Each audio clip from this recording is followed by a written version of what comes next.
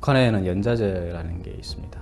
또 범죄를 저질렀거나 아니면 북한 정권에 대해서 범죄를 저지른 사람들에 대해서 그 당사자는 물론 그리고 가족에 대해서 추방 아니면 또 정치범 수용소로 보내지는 사례들이 있습니다. North Korea is one of the most isolated and secretive countries in the world. The Democratic People's Republic of Korea, DPRK, has a rigid and often brutal regime, which maintains control over its citizens through an extensive network of surveillance, propaganda, and the threat of punishment. This video highlights the most insane punishments meted out in North Korea. 1. Public execution. In North Korea, public executions are held to instill fear and maintain strict obedience to the regime. Offenses that can result in a public execution vary, ranging from political crimes to petty theft. Thousands of people, including children, are often forced to witness these horrifying spectacles, which involve methods such as firing squads or hanging. Public executions serve to remind citizens of the consequences of defying the regime and are carried out to deter others from committing similar acts. Public executions are often conducted without any formal trial or legal process, making them arbitrary and devoid of any semblance of justice. The accused may be dragged from their homes, forced to confess under duress, and then summarily executed in front of their friends, family, and neighbors. The shocking nature of these public displays is intended to create a pervasive atmosphere of fear, ensuring that citizens remain submissive to the state. As part of the psychological warfare waged by the regime, the public execution process is deliberately designed to maximize suffering and humiliation.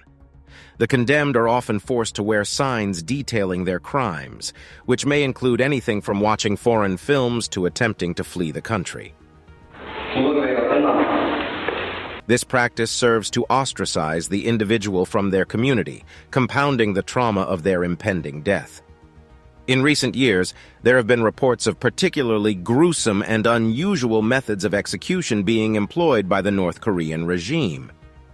One such method is death by anti-aircraft gun, which entails tying the victim to a target and firing high-caliber rounds at them from a short distance. This form of execution is both brutal and extravagant, designed to send a clear message to anyone considering opposing the regime.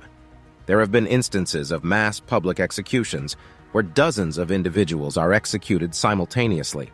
These events are orchestrated to maximize their impact on the population, with the intention of instilling a sense of collective guilt and fear among the populace. Witnesses to these events are not only traumatized by the sight of multiple deaths, but are also reminded that they, too, could be subjected to similar punishment if they fail to comply with the regime's dictates. 2. 3 generations of punishment. North Korea employs a policy of 3 generations of punishment, wherein entire families, including grandparents, parents, and children, are imprisoned for the crimes of a single family member. This policy is based on the belief that political dissidents and their families are tainted and must be purged from society to maintain the purity of the nation. As a result, multiple generations are often subjected to a lifetime of forced labor and horrific living conditions in labor camps, where they face starvation, torture, and often death. This policy extends the responsibility for a crime to relatives who may have had no knowledge or involvement in the alleged wrongdoing. As a result, entire families are uprooted and subjected to the horrors of labor camps, solely because of their blood ties. This practice has a chilling effect on society, as it ensures that even the most private acts of defiance can have devastating consequences for loved ones. The concept of collective punishment is deeply ingrained in North Korean society, with roots tracing back to the country's Confucian heritage. This has allowed the regime to exploit cultural norms to justify the imprisonment of entire families for the actions of one individual. As a result, many North Koreans live in constant fear that their actions could endanger their loved ones, further strengthening the regime's control over its citizens. Within the confines of the labor camps, families endure deplorable conditions, with overcrowded and unsanitary living quarters being the norm.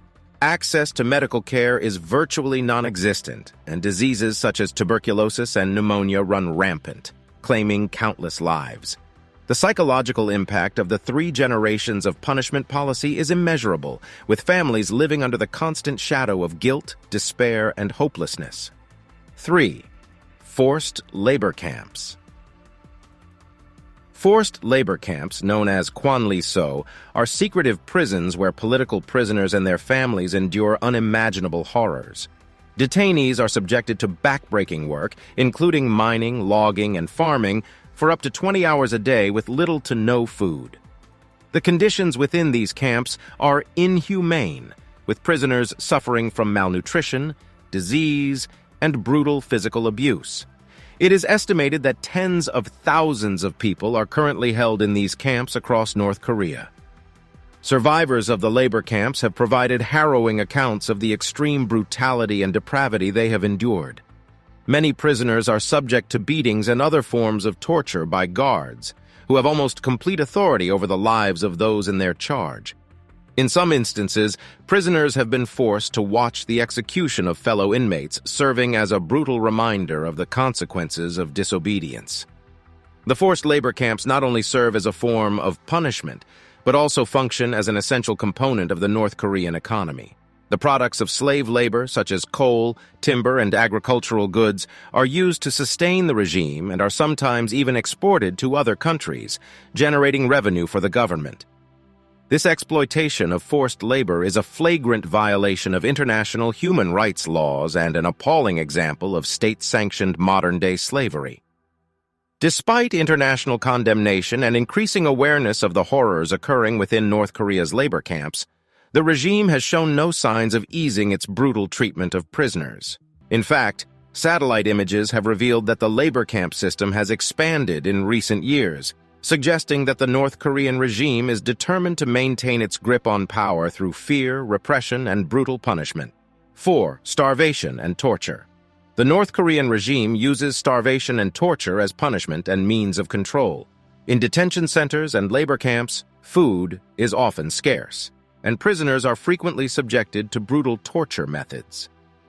Torture methods include water torture, electric shock, and the pigeon torture, where the victim's hands are tied behind their back and they are forced to remain in a crouching position for hours or days.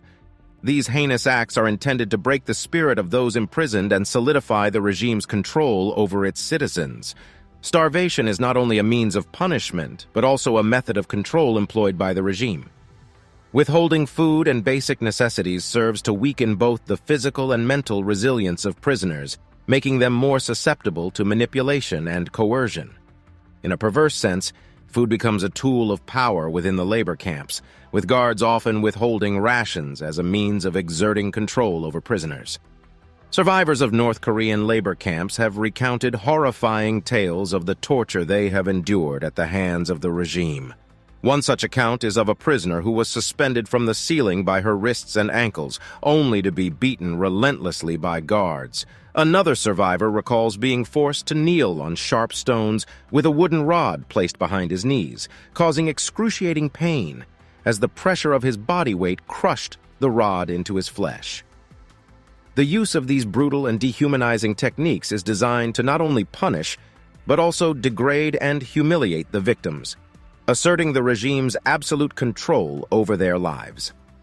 The psychological impact of torture is immense, with survivors often suffering from severe trauma and mental health issues long after their release.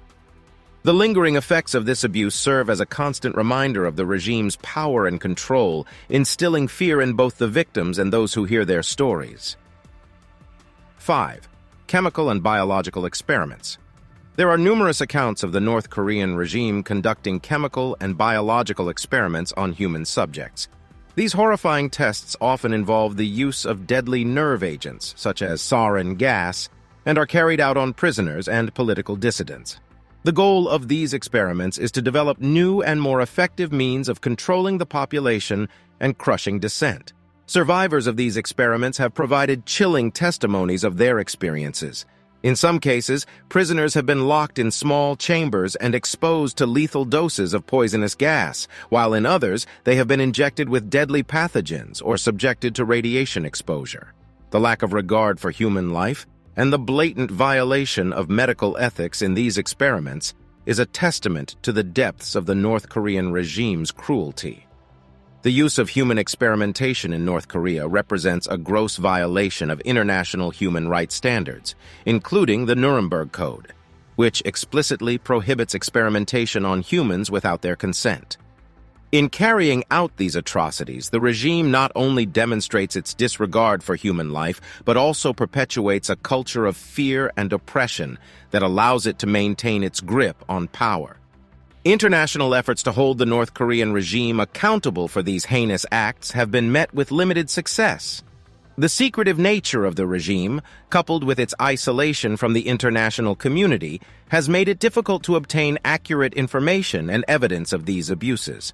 Despite these challenges, it is crucial that the international community continues to pressure the North Korean government to end its inhumane treatment of prisoners and dismantle its network of labor camps.